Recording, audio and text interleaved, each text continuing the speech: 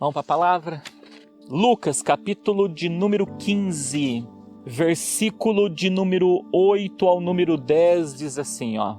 O qual a mulher que, tendo 10 dracmas, se perder uma dracma, não acende a candeia e varre a casa e busca com diligência até a achar? E achando-a, convoca as amigas e vizinhas, dizendo: alegrai-vos comigo, porque já achei a dracma perdida. Assim vos digo que há alegria diante dos anjos de Deus por um pecador que se arrepende. Presta atenção, irmãos. O que é uma dracma? Uma dracma é uma moeda de origem grega e que nos tempos do nosso Senhor Jesus, uma pessoa para tomar posse de uma moeda dessa, de uma dracma, ela precisava trabalhar um dia inteiro. E o texto ele é bem claro em nos dizer que essa mulher perdeu essa dracma. Mas quando eu paro para meditar nesse texto, uma pergunta eu me fiz quando eu olho e leio ele. Será se eu ficaria o tempo todo preocupado e procurando essa dracma se eu perdesse? A ponto de quando eu achá-la, eu chamar os meus vizinhos para se alegrar comigo? Eu acho que não, eu não faria isso. Se eu encontrar esse dinheiro, eu jamais chamaria esses meus vizinhos para se alegrar comigo. Logo, quando eu olho para essa dracma,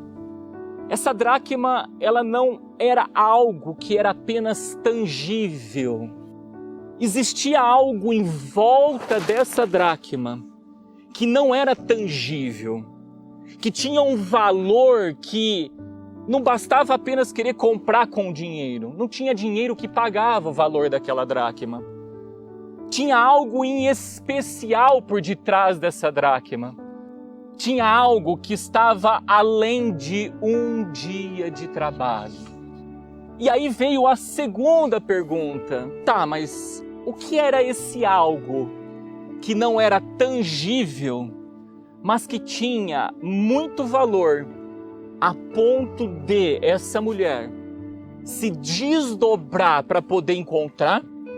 E uma vez que ela encontrou, ela chamou todos os teus vizinhos e amigos para se alegrar. Se o texto ele é enfático em dizer que a mulher, ela chamou seus vizinhos e amigos para se alegrar, significa que a perda daquela dracma entristeceu-na muito. E a primeira coisa que eu quero dizer para a igreja nessa noite, eu não sei o que você perdeu, que trouxe um entristecimento muito grande na tua vida.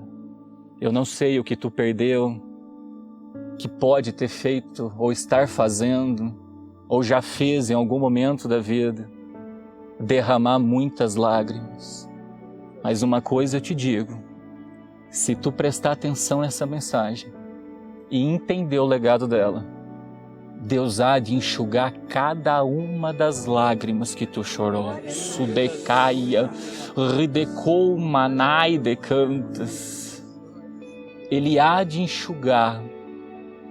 Ele há de transformar todo choro em alegria. Porque o texto também vai ser bem preciso a nos dizer que ela se alegrou com seus vizinhos e amigos. E a Bíblia também vai dizer que os anjos do céu se alegraram. Saiba que por detrás dessa perda, irmãos, tem um propósito divino por detrás. Por detrás dessa lágrima, sudecaia, ridecou manai de cantas, tem um propósito para existir alegria, tanto na terra como no céu. Pois bem, irmãos, o que significava essa dracma? Toda vez que uma mulher nos tempos do nosso Senhor fosse se casar, segundo a tradição judaica, o noivo tinha que pagar um dote pela noiva. Assim que o noivo pagasse um dote pela noiva ao pai da noiva, o pai da noiva passava a mão em 10 dracmas, em 10 moedas, e dava essas 10 moedas para a noiva. E o propósito dessas 10 moedas, sudecaia, ridecou, manai decantas, era construir, fazer com que a noiva construísse uma tiara, conhecida na tradição judaica como semedi. Então, o primeiro ensinamento que o Senhor Jesus quer nos dar, irmãos, guarda algo. A dracma na nossa vida é algo que o noivo pagou o preço para nos dar. E cada uma delas equivalia a um dia de trabalho. E quando nós lemos em 2 Pedro capítulo 3, versículo 8, a Bíblia vai dizer assim: mas amados, não ignoreis uma coisa, que um dia para o Senhor é como 1000 anos, e 1000 anos como um dia. A dracma é algo que eu não sei quanto tempo nosso Senhor trabalhou a nosso favor para nos dar. Mas é algo que Ele pagou um preço para adornar a nossa tiara, a nossa coroa. Segundo, a dracma foi um presente que o pai deu para a noiva. O noivo pagou o preço. E o pai foi lá e deu o dote para ela, deu as 10 moedas do dote para ela. E quando nós olhamos em João, capítulo de número 16, versículo de número 23, só a parte B diz assim, ó: na verdade, eu vos digo, que tudo que pedirdes ao meu Pai, em meu nome, Ele vô-lo-há de... E mais um pouquinho para frente ele vai dizer: eu vou para o Pai, e não vos deixarei órfãos, eu vos enviarei o Consolador. O Consolador só veio, irmãos, porque o noivo pagou o preço, porque o noivo, irmãos, ele padeceu desde o fundamento, o apóstolo Pedro vai dizer, para que todos nós tivéssemos acesso ao Espírito Santo. Está aí a grande dracma da nossa vida. Chama-se Espírito Santo de Deus. Quando eu olho para o número 10, porque a noiva recebeu 10 dracmas. O número 10 na numerologia bíblica é o número da plenitude. Quantos mandamentos eram? 10 mandamentos. Quantas virgens eram? 10 virgens. Quantas minas foram distribuídas, irmãos? 10 minas. Quantas pragas Deus enviou no Egito para libertar o teu povo, irmãos? Foram 10 pragas. O 10 é o número da plenitude. Quando uma dracma falta, nós deixamos de viver a plenitude. Então olha a situação, irmãos, que essa mulher se encontrava. Ela havia perdido algo, cujo qual fazia ela já não viver mais a plenitude com Deus. Ela havia perdido algo que o noivo trabalhou, irmãos, e trabalhou muito para dar. E porque ele trabalhou para pagar o preço do dote pela noiva, o pai o abençoou, a noiva, com as 10 moedas. Guarda algo. tudo aquilo que nós perdemos, que nos impossibilita de viver a plenitude com Deus, isso são dracmas das nossas vidas. Glória a Deus. E quando eu olho para essa mulher, quando ela perde essa moeda, eu vejo que ela começa um processo de perda da sua coroa. Em outras palavras, em Apocalipse capítulo 3, versículo 11, está escrito assim: eis que venho sem demora, guarda o que tens, para que ninguém tome a sua coroa. E quando nós perdemos o Espírito Santo, irmãos, junto com ele vai embora a alegria do Espírito. E quando nós perdemos o Espírito Santo, nós nunca seremos plenos no Senhor, porque é Ele quem nos ensina todas as coisas, é Ele quem nos traz a lembrança, é Ele quem nos convence, é Ele que nos consola quando a gente chora e está triste, é Ele que nos intercede por nós com gemidos inexprimíveis quando a gente não tem força para orar. É Ele quando todo mundo dá as costas. É Ele quem está ali conosco, irmãos, nos apacentando, colocando-nos no seu ombro gostoso e nos conduzindo para a casa do Pai. É Ele, irmãos. É Ele que trabalha ao nosso favor para que a gente venha obedecer a palavra de Deus. E junto com ela, as bênçãos do Senhor começar a correr atrás de nós. Mas a grande pergunta é: o que é que essa mulher fez que levou ela a perder essa dracma?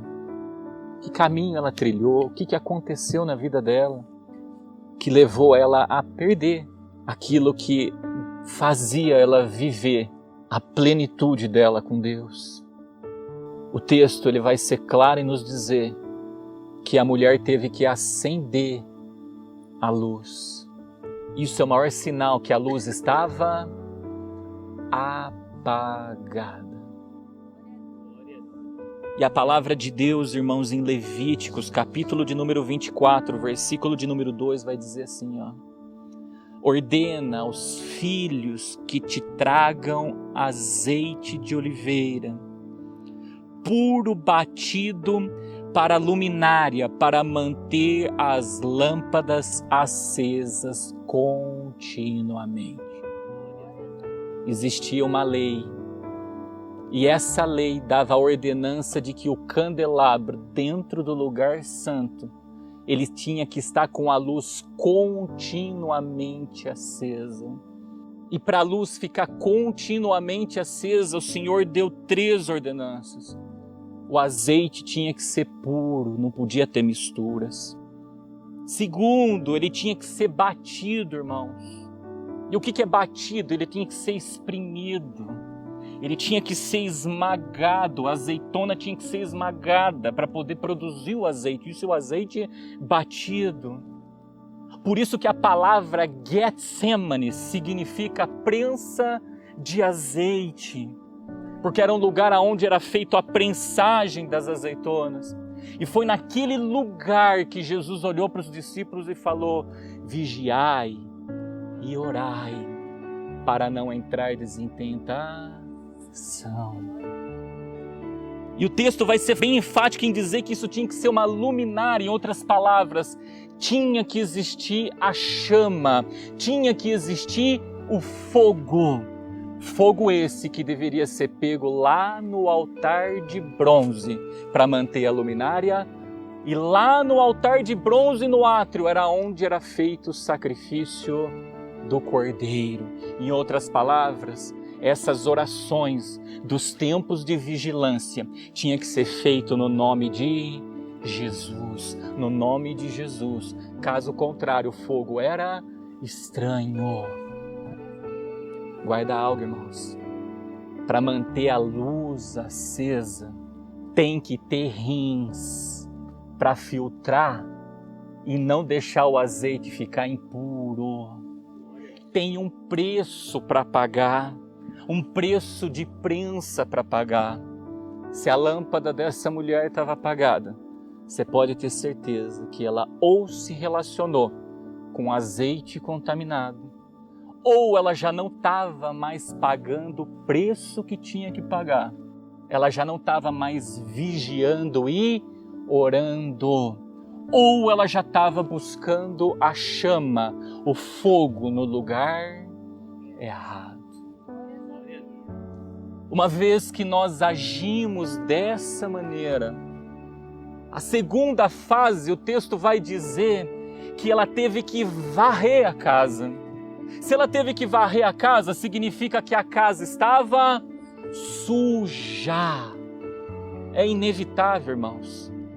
Uma vez que falta entendimento das Escrituras, ou uma vez que o entendimento está distorcido, ou que o azeite está contaminado, ou que buscamos fogo no lugar errado, ou porque já não oramos e não vigiamos mais, é inevitável, o entendimento apaga, a luz apaga. Nisso nós começamos a praticar tudo errado. Uma vez que nós praticamos errado, irmãos, a casa vai sujar. E o que é o mais triste disso?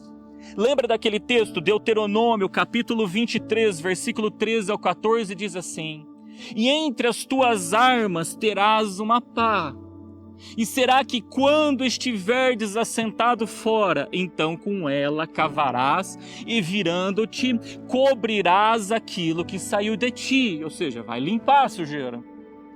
Porquanto o Senhor teu Deus anda no meio do arraial, para te livrar e te entregar os teus inimigos diante de ti. Pelo que o teu arraial será santo, para que ele não veja coisa feia em ti.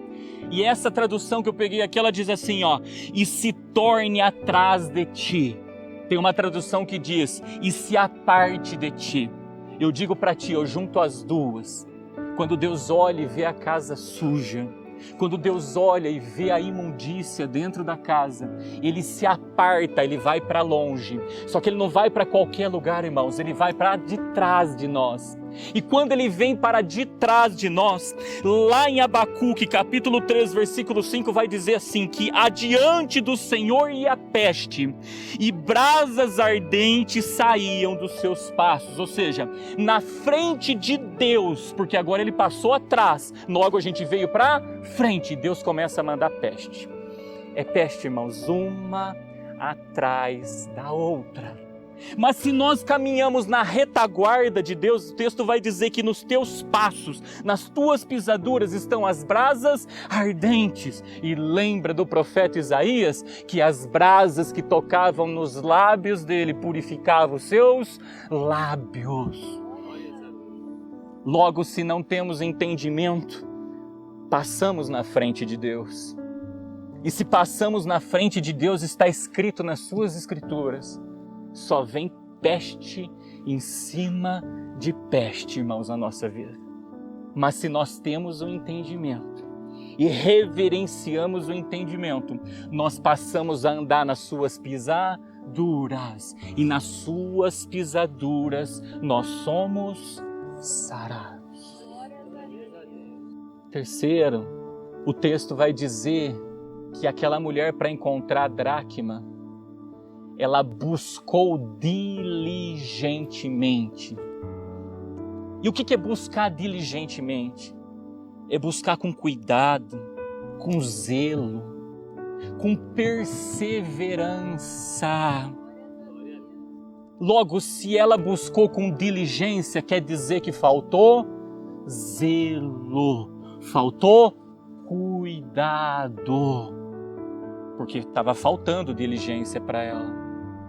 E a palavra de Deus vai dizer em João capítulo 2, versículo 17, e os seus discípulos lembraram-se do que está escrito: o zelo da tua casa me devorará. O nosso corpo é templo do Espírito Santo de Deus. Ei, irmãos, se nós apagarmos o entendimento, Cristo já não é mais o cabeça, porque Ele é a luz do mundo. Nisso nós vamos sujar a casa, o corpo. E nisso o zelo de Deus começa o quê? A consumir. Por isso Ele manda as pragas. Por isso Ele permite as pestes. Porque Ele tem zelo e começa a consumir aquilo dentro dele. Começa a devorar aquilo dentro dele. Ele age como Ele agiu, irmãos, dentro da casa de Deus, que fizeram como um covil de ladrões. Aí começam os azorragues da vida, começam as virações de mesa da vida. E junto com todas essas consequências, vêm as lágrimas, que são inevitáveis. Por isso, se estamos chorando por causa de algo que nós perdemos, que dói muito, Deus não permitiu a gente perder em vão, irmãos. Ele não permitiu o choro vir em vão. Tem um propósito por detrás disso. O primeiro propósito que Ele tem para a minha vida e para a sua vida, Ele está dizendo nessa noite: se algum de nós estivermos com a luz apagada, é tempo de acender.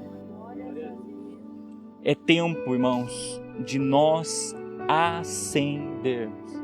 E olha o que diz o texto que está em Lucas capítulo 8, versículo 16 ao 17.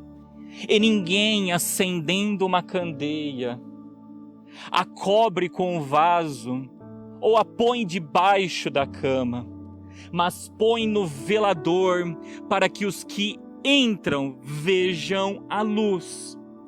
Porque não há coisa oculta que não haja de manifestar-se, nem escondida que não haja de saber-se ao vir a luz.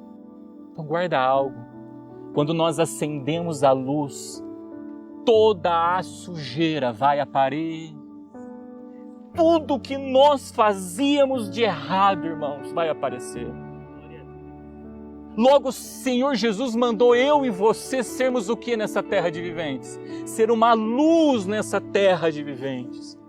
Quando nós somos uma luz nessa terra de viventes, nós compartilhamos o azeite puro. Uma vez que nós compartilhamos o azeite puro, irmãos, a Bíblia diz que aonde a unção de Deus vem, ela despedaça todo o jugo. Em outras palavras, o entendimento abre, as pessoas começam a praticar e as cadeias começam a ser quebradas nas nossas vidas. Segundo, uma vez que abriu a luz, que revelou a sujeira dentro da nossa casa, nós temos que agir como essa mulher, começar a varrer a casa. Varrer a casa, irmãos, não é botar debaixo do tapete. Varrer a casa é agir como está escrito no Salmo de número 32, versículo 1, que diz assim, ó: bem-aventurado aquele cuja transgressão é perdoada e cujo pecado é coberto.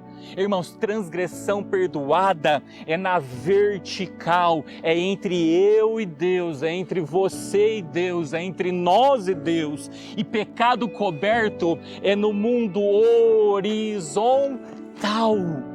Nós só seremos bem-aventurados se nós nos lavarmos na vertical e se nós nos lavarmos na horizontal. Não dá para esconder a sujeirinha debaixo do tapete. Se eu devo honra a quem merece honra, dou honra. Tributo, tributo. Perdão, perdão. E assim sucessiva. Em outras palavras, é prestar o culto lá no altar de bronze, onde tem o sacrifício do cordeiro, que asperge o teu sangue e embranquece as nossas vestes, e é ir lá na pia de bronze lavar as nossas mãos e lavar os nossos pés, para que nós adentremos dentro do lugar santo de Deus, com as vestes alvas e com as mãos e os pés limpos diante de Deus. Uma vez que nós acendemos a luz, que nós varremos a casa, agora vem a terceira parte, que nós temos que agir com diligência.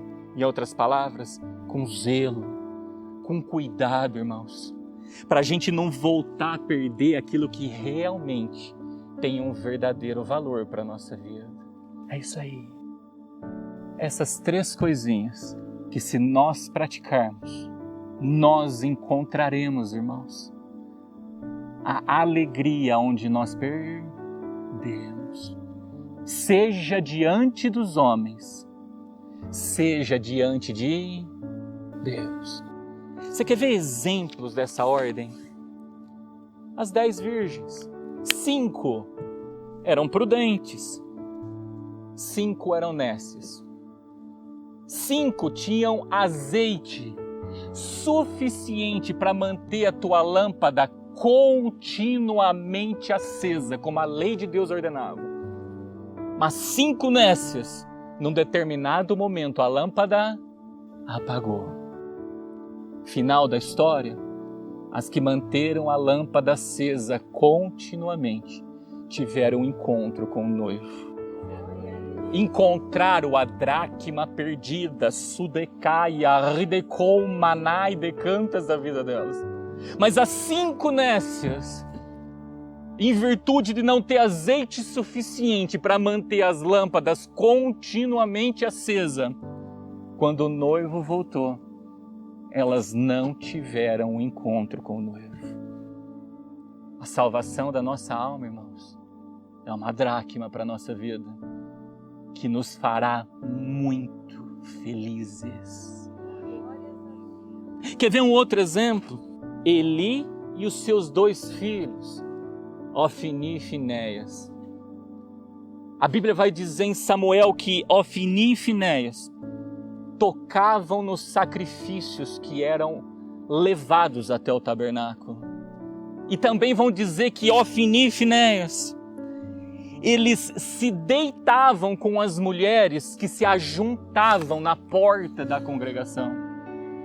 Já Eli, a Bíblia vai dizer que ele não repreendia os teus filhos, vendo toda essa situação catastrófica, onde os teus filhos estavam tocando nos sacrifícios e se prostituindo com as mulheres que se achegavam até lá. E o texto vai dizer que Eli, ele permitia que a lâmpada de Deus lá no tabernáculo se apagasse. Condutas de falta de sabedoria, condutas de casa suja e conduta de falta de zelo, de diligência. A Bíblia vai falar que agora Deus incita os filisteus para vir guerrear contra Israel. E quando os filisteus se levantam para guerrear contra Israel, Ofni e Finéias se colocam na posição, entre aspas, de homens de Deus para querer conduzir a arca do Senhor. Quando eles vão para a guerra, irmãos, o texto vai ser bem claro em dizer que Ofni e Finéias morrem na batalha. Junto com isso, os filisteus roubaram a arca de Deus e conduziram-na até o templo de Dagon. Agora Eli, sabendo da morte dos teus filhos, Ofni e Finéias, e sabendo que a arca de Deus foi roubada pelos filisteus, através desta notícia, ele cai da tua cadeira de costas e quebra o teu pescoço. Uma vez que a esposa de Finéias fica sabendo que o teu esposo havia ido a óbito na batalha, o teu cunhado Ofni também havia ido a óbito na batalha, o teu sogro Eli caíra da cadeira de costas e quebrara o teu pescoço e viera a óbito, e sabendo que a arca foi parar nas mãos dos filisteus, agora ela entra em trabalho de parto e gera um fruto, um filho, cujo qual ela deu o nome de Icabô, que significa foi-se a glória de Deus. Quando nós agimos com falta de sabedoria, com condutas de que a casa está suja, e sem zelo pelas coisas do Senhor, nós vamos perder a glória de Deus. Porque agora nós perderemos a presença de Deus, porque é tirado de nós a arca do Senhor. Nós vamos perder a dracma da nossa vida. Por isso, pai, mãe, tu que tem o teu filho debaixo da tua autoridade ainda, repreenda-o, porque o pai repreende o filho que ama, para que não venha notícia, sudecaia, ridecou, manai decantas, que vai te levar a cair de costas. A notícia da morte de Ofni e Finéias levou a cair de costas, porque o pai, no caso ali, Eli, não repreendeu na hora que tinha que ter sido repreendido. Não tinha zelo pelas coisas do Senhor já dentro do tabernáculo, quanto muito menos, irmãos, saberia guerrear uma guerra do Senhor. Deus não moveu um dedo, irmãos, em favor dos filhos de Eli na guerra. Deus não moveu um nada em favor da vida dele. Porque Eli já estava deixando a lâmpada que tinha que estar continuamente acesa, estava deixando se apagar. Repreenda, corrige o teu filho, exerça a autoridade que Deus te colocou. Depois que voou, irmãos, aí voou, foi embora. A autoridade já não está mais nas mãos. Mas enquanto estiver debaixo do teu teto, enquanto estiver debaixo do teu telhado, se tu não quer ter uma notícia para cair de costas, repreendam. Porque quem vai militar a guerra de Eli agora, se ele repreendesse, era o nosso Senhor. Deus militaria a guerra de Eli. Mas como desde o sacerdote da casa até os filhos estava tudo corrompido, irmãos, chegou uma hora que Deus deu o seu basta. E quem incitou essa batalha contra os filisteus foi o próprio Deus. Deus permite vir uma guerra, Deus permite vir uma luta, irmãos, porque Ele quer pôr um fim nessa situação, porque Ele dá tempo para nós nos arrependermos. Guarda isso no vosso coração. Com certeza, a morte dos filhos de Eli, naquele momento, deve ter trazido muita dor para ele ter caído de costas com aquela notícia. Todos nós estamos sujeitos a acontecer algo dessa natureza, se nós não nos vigiarmos e policiarmos, para que nós não venhamos perder as dracmas da nossa vida. Quer ver um outro exemplo? Davi.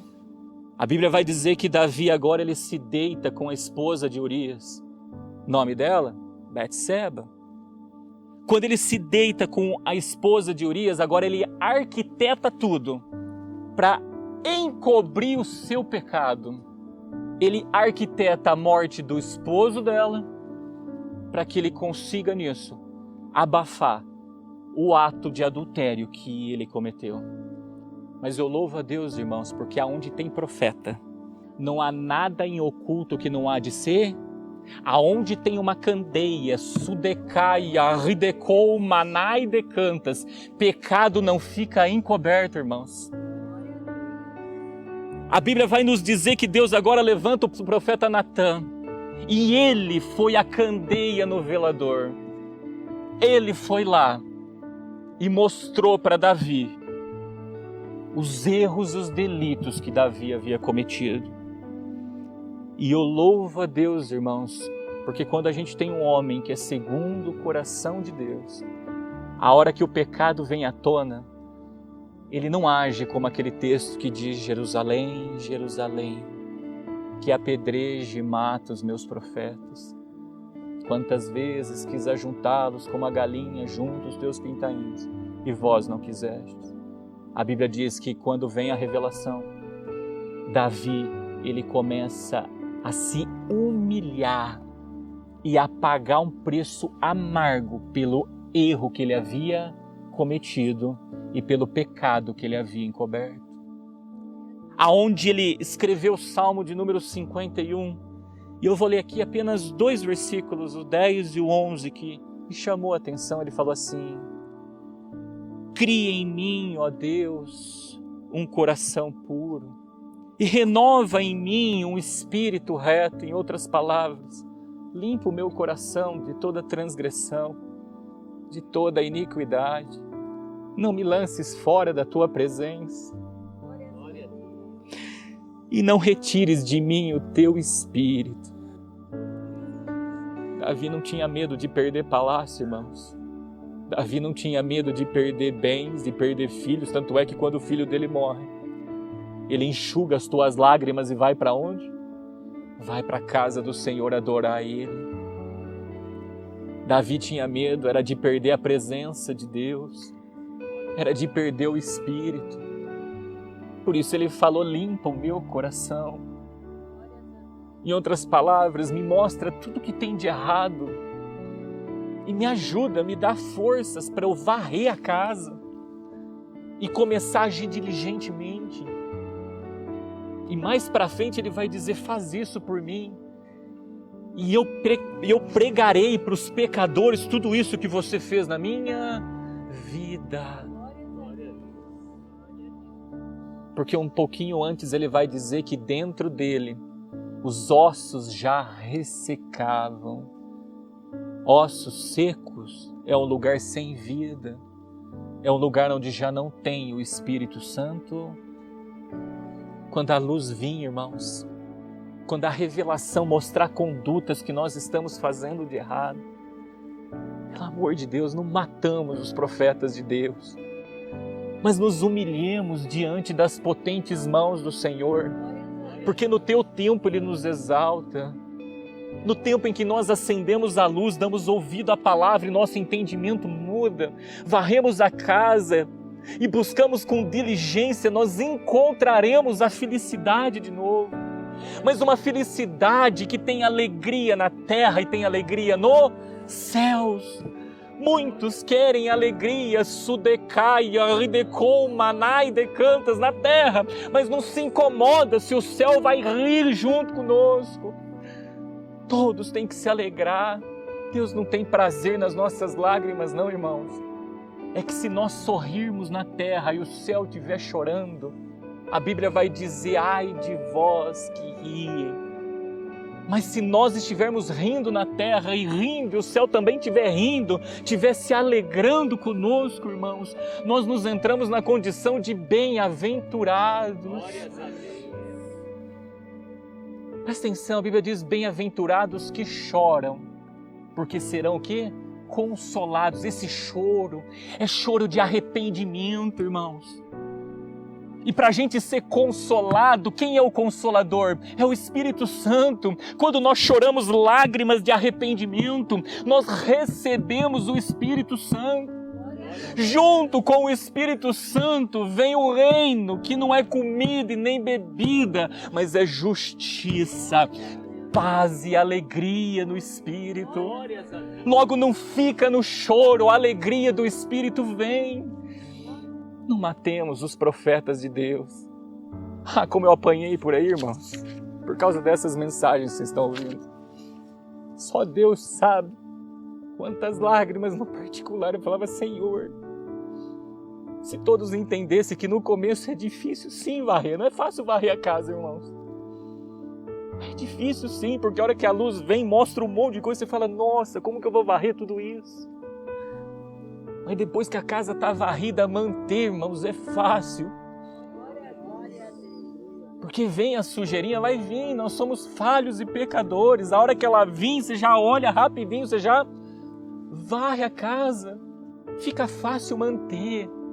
Paga um preço alto no começo, mas depois a graça, ela nos sustenta. Fica fácil a gente manter a casa limpa. É que quando vem a revelação, irmãos, mostra mesmo a nossa sujeira. Mostra. E tem um preço para pagar? Tem. Mas depois que pagou, como é bom. E como é suave. Um outro exemplo. Lucas capítulo 19, versículo 10 diz assim, porque o Filho do Homem veio buscar e salvar o que se havia perdido. Ele, o nosso Senhor Jesus, Ele é a luz do mundo. Ele é a própria verdade, Ele é a própria palavra. Ele é o sacrifício vivo, irmãos, para que eu e você venhamos varrer a casa. Ele é o próprio sacrifício, é o teu sangue, é o teu preço. Ele nos buscou com zelo, com amor, com diligência. As tuas ovelhas que estavam perdidas. Ele fez o papel da mulher, irmãos, sendo que ele deveria ser a dracma, onde nós deveríamos fazer tudo isso. Nós é quem tínhamos que pagar esse preço. Não, ele quis pagar o preço. Ele pagou o preço para nos encontrar, para nos achar. Por isso ele que é digno, irmãos, de toda adoração e de todo louvor. Aonde era para eu e você estarmos pagando o preço, ele pagou o preço em favor da nossa vida. Eu não sei qual é a dracma que tu perdeu. Eu não sei qual é a dracma que eu perdi ou que nós perdemos. Ou talvez a gente não perdeu, irmãos. Pastor, eu não perdi nada. Louva a Deus por isso. Continua com a luz acesa. Continua se esforçando para deixar a casa varrida. Pequei, pastor. Está escrito, filhinhos, não pequeis. Mas saiba que se tu pecar, tu tens um advogado. Vai lá e varre a casa rapidinho. Errei com meu irmão, vai lá, pede perdão. Rapidinho, a gente deixa a casa limpa de novo. E nos esforcemos para agir com diligência, para não vir fazer mais. Porque a Bíblia diz que aquele que encobre os pecados nunca prosperará. Mas aquele que confessa e deixa, esse encontrará misericórdia. Davi, ele encobriu, começou a desfalecer. Deus levanta uma voz abençoada e mostra o erro. Davi descobre aquilo, desenterra, confessa e deixa o pecado. Existiu sim a consequência dos erros? Sim, porque está escrito, não erreis. Tudo que o homem plantar na carne, ele ceifará a corrupção na carne. Tudo que ele plantar no espírito, ele ceifará a vida eterna.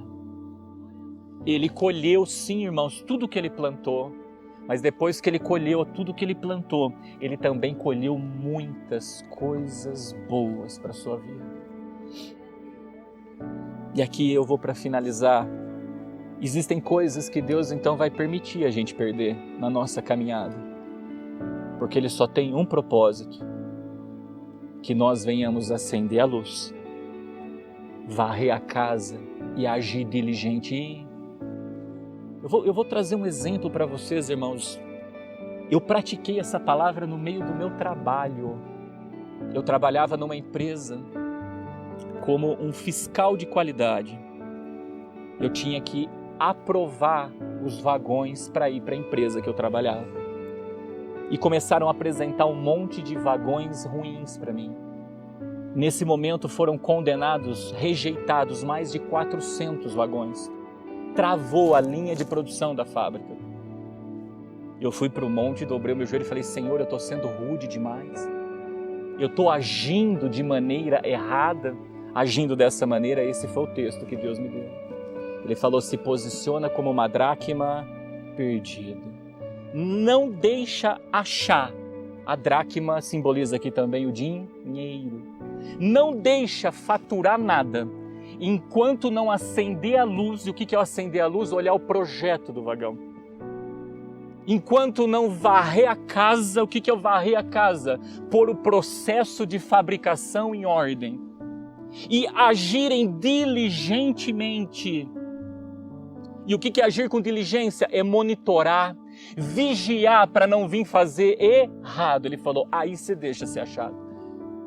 Irmãos, levantava presidente e caía na minha frente. Levantava diretor, caía na minha frente. Todos que levantavam caíam diante de mim, porque mostrava a luz apagada e a casa não teve um gigante de pé.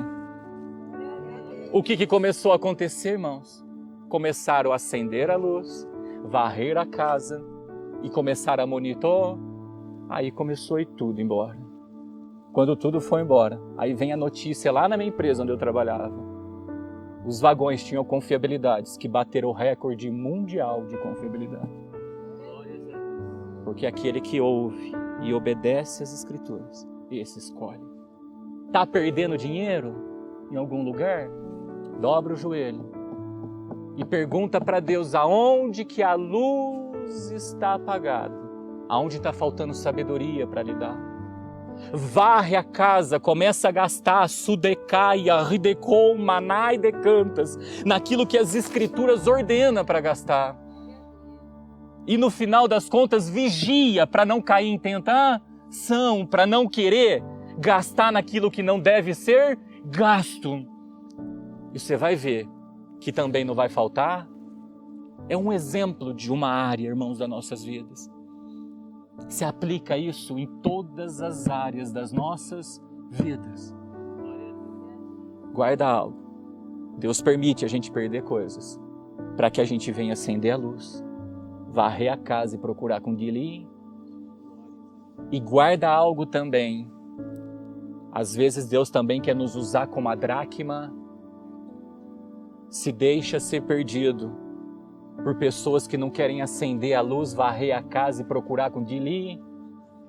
E quando a dracma se deixou ser perdida, irmãos, ela não tinha contato nenhum mais com a mulher. Ficou lá no escurinho, sim. Lá no meio da sujeira, sim. Lá no chão. Mas ela fechou todo o acesso. Quem gerou entristecimento na mulher vai ser o espírito. Quem vai gerar o entristecimento vai ser o espírito. Porque tem pessoas que só vai dar valor para nós se elas sentirem na pele a dor da perda. Saiba em que processo nós nos encontramos. Saiba em que processo da nossa vida nós devemos estar. Ora a gente tem que se posicionar como dracma. Ora a gente tem que se posicionar como a mulher que perdeu a dracma. E nisso você vai ver que o reino de Deus será glorificado.